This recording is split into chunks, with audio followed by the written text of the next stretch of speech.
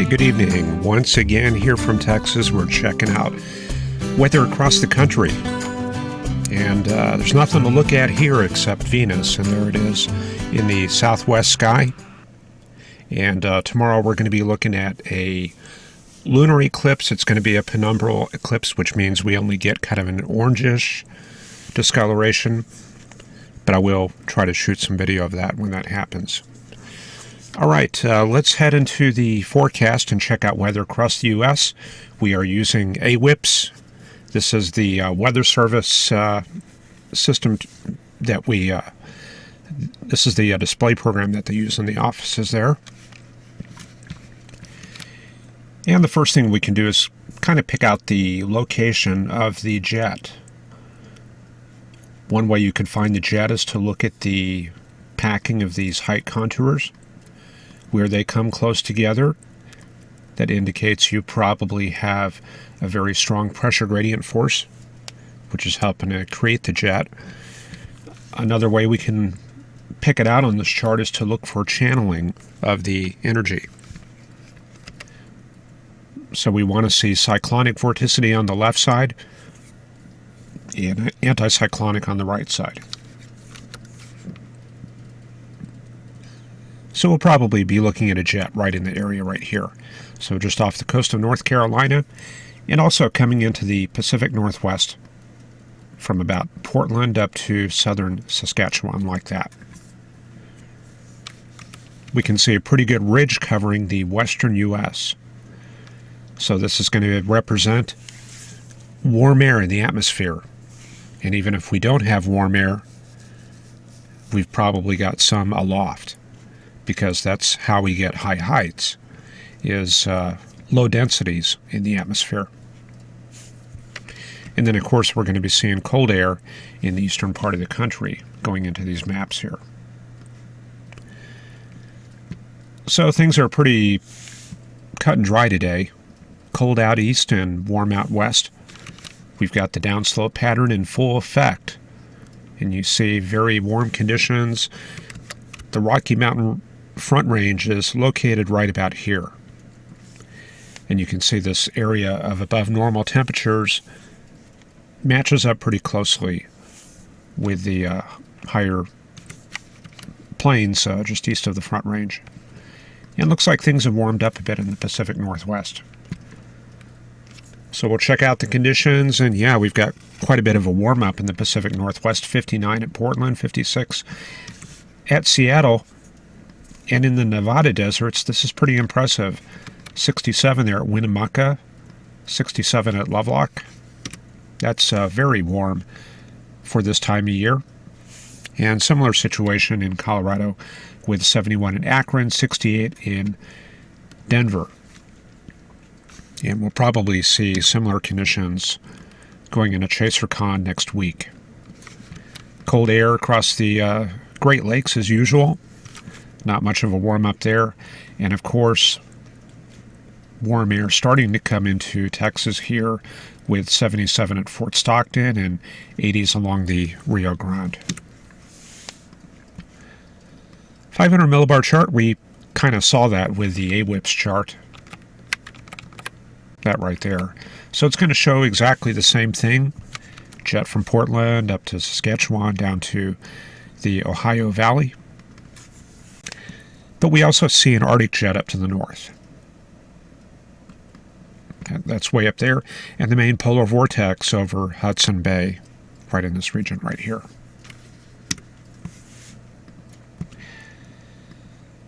And then we take a look out to the west, and there we've got the Pineapple Express.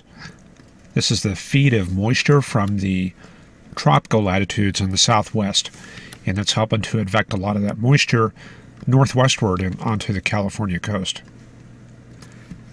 Now, one good way we can look at that is with the precipitable water chart. And that's what we see right here. So we got Alaska, the west coast, and Siberia right there. Current chart looking like that, and you can see that plume of moisture. This is going to be 1.2 inches in purple. And then the darker shades are going to be getting close to 2 inches. So that's a pretty good feed of moisture. It's not very rich moisture. Above 2 inches would be this lighter shade of purple. But it's still enough to give us some pretty good rains there on the California coast. And then the trend over the next couple of days is we're going to see that abate, shift down the coast towards Los Angeles, and then that will be out of the picture. Then we have another one lining up for just after the weekend that will hit. Well, looks like it kind of goes up the Oregon coast on Wednesday. So we got a bit of a reprieve over the next few days, and then that will come into California Friday next week. And there goes another shot of it going into Sunday next weekend. In other words, about 10 days from now. And that stands a pretty good chance of making it all the way to Texas after that, so we'll watch for that on the charts there.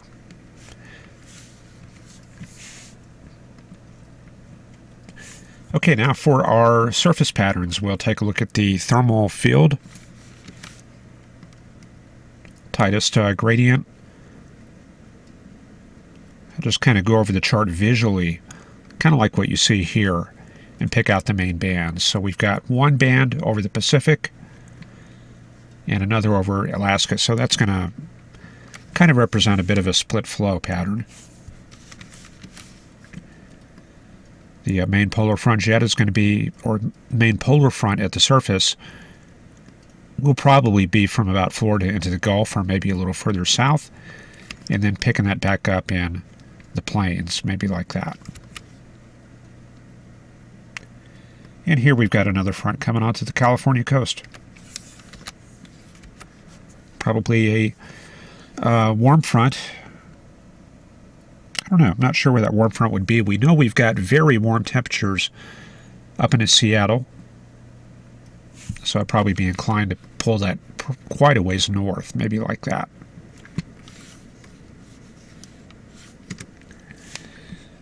So that's the basic pattern we have there at the surface. How about we check out some soundings in the warm sector here in the Pacific Northwest? Maybe we'll check out Spokane. Maybe Salem.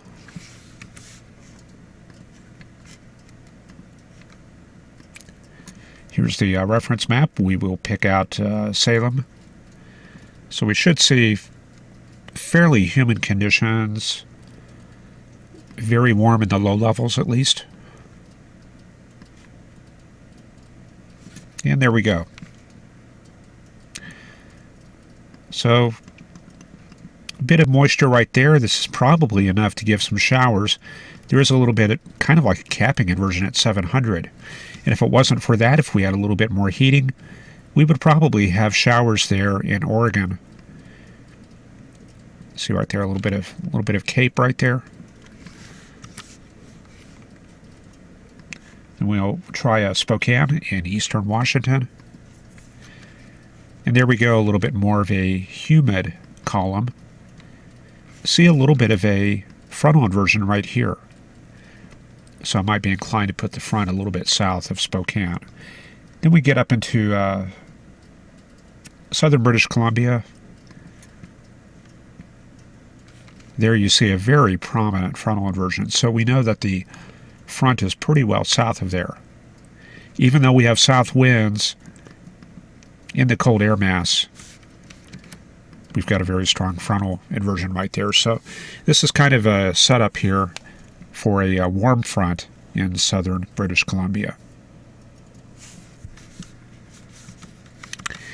And we could have elevated showers there if we had a little bit steeper lapse rates.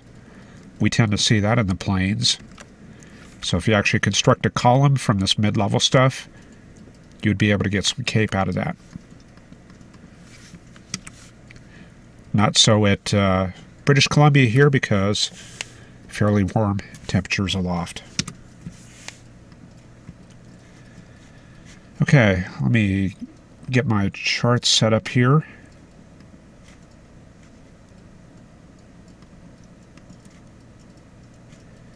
And while I wait for that, I will See what's going on in chat here. Sue M says 18 degrees in southern Indiana, but warm up tomorrow. Got Mark checking in, and Fun with Tech is here. Jason Boggs, Kevin McKinney, Andrew, Alexi, and Sean. I don't think I've seen Sean before. He's in Des Moines. Mark, Sarah Wood, Mike Estwick. Mike says Denver, 71 degrees tomorrow. Jason asks, is AWIPS not accessible to the public? Well, it is a... They never set up AWIPS for it to be a proprietary system. So the majority of the code is public domain. Or I should say, actually some of it is owned by Raytheon, but for whatever reason, it is released to the public. They've got a distribution right here. This is the one I'm using. It's a build called Cave, and it runs under Windows here, so I've got that running right there. You can find that at the UCAR site. Just look for AWIPS at UCAR. Sean Hildebrand says 26 at Des Moines. Tomorrow, 55 degrees. Okay, Michael Burrell. Sue M. Fred is checking in, looking for some warm air advection. Mike Estwick looking for Chinooks. Ray Woody is here, another new name. Ancient Astronaut is here. Alexi says sometimes the video swaps the quality automatically. I'm not sure what's going on there. We're broadcasting at 480p here, and I'm kind of limited to that. Is it going down to 360 or something? Anyway, I'm hoping to do 720 here soon, but I'm going to have to get some sponsors here because they're going to have to lay in symmetric DSL for us to do that here. Because, believe it or not, I'm out in the country, and you can see that on the videos, on the opening videos. We are out in the farmland. Okay, I guess we're ready to head into the forecast. So let's go into the forecast looking at the upper air chart. So here we've got the NAM.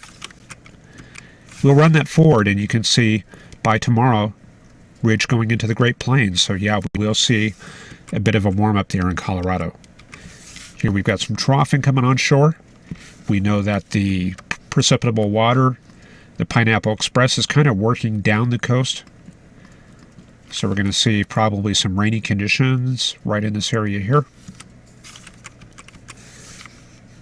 Bit of a troughing down there in the San Francisco area. Flow pretty zonal through the U.S. And the only major change we see is this low closing off in the L.A. area on Saturday and Sunday. So we're going to be looking for some convective type showers in the LA area, San Diego, Orange County area this weekend. And we've got a bit of a wave coming down through the northern plains, so possibly a front, something like that, moving through the Great Plains area. That'll represent cold air coming into the Great Lakes over the weekend. And that's all I've got for the GFS. Or the NEM, so let's go into the GFS here.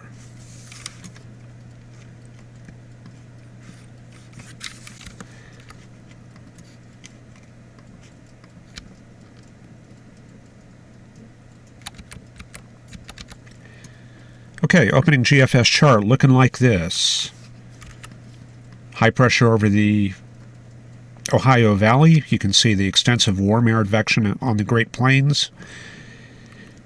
If we had a low-level jet, we would see that getting started up the Rio Grande, up to the Permian Basin, up to the Llano Estacado.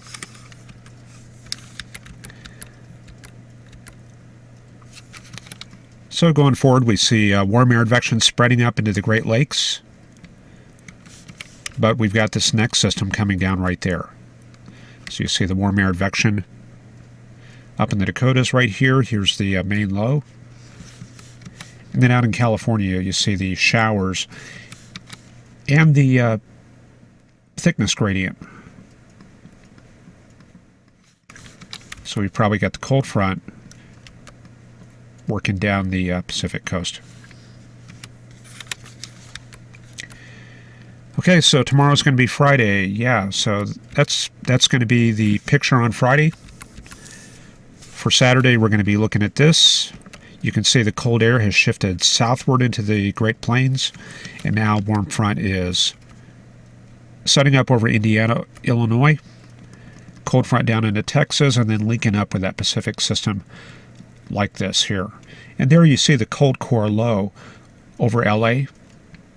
There's that showery weather. And then going forward to Sunday, cold air moves through Texas. So it looks to be kind of a shallow system because most of the thickness banding is well up to the north. But I can see the response here in the pressure field. So we're probably looking at something like this here. And you see the cold core low moving into Arizona there on Sunday night. A little bit of isentropic lift with the flow turning southerly at 850 in advance of this low here. So that'll generate some isentropic lift and upslope in New Mexico. For Monday, we see that precipitation really get going. Front well to the south. Again, kind of a shallow front. Looks like it's actually thickening up here a little bit of thickness gradient, and a little bit of snow in the higher elevations. Then we see that shifting eastward on Tuesday. Not much change. Cold core low over West Texas, near Midland and Hobbs and near Carlsbad. For Wednesday, we see things shift to the east, and I guess the cold core low is right in this area. See how this thickness kind of wraps around that? That's going to be the cold core low. If we have any heating there, we may see some showers right around late afternoon in this area here. But the main front well to the south here.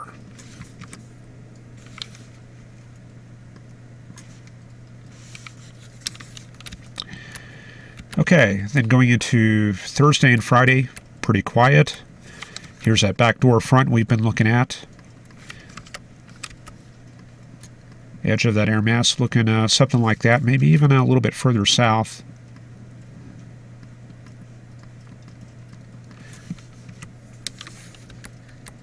And looks pretty good for the Chaser Con on Friday.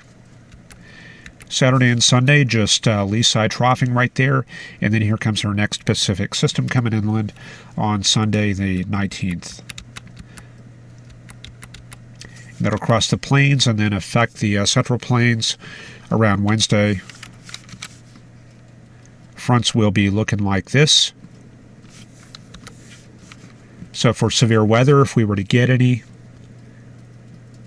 that would be near the edge of this ridge of moist air. So Dallas-Fort Worth area up to southern Arkansas. That would be the favorite area there for severe weather, if we were to get enough moisture and the right ingredients. Then that develops into a major system over the Ohio Valley.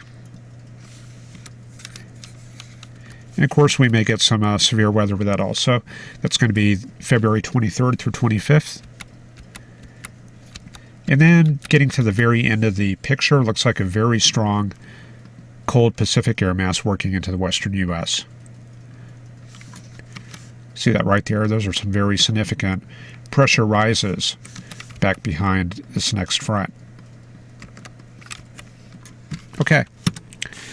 So that's about all I got for tonight. Let me check over the comments here real quick. Alexi says sometimes it goes to 144p and looks fuzzy. Yeah, that could be my bandwidth. I'm not sure. I'll have to kind of keep an eye on that. All right, so anyway, I appreciate you watching, and hopefully we'll see you tomorrow night. Thanks, and have a good evening.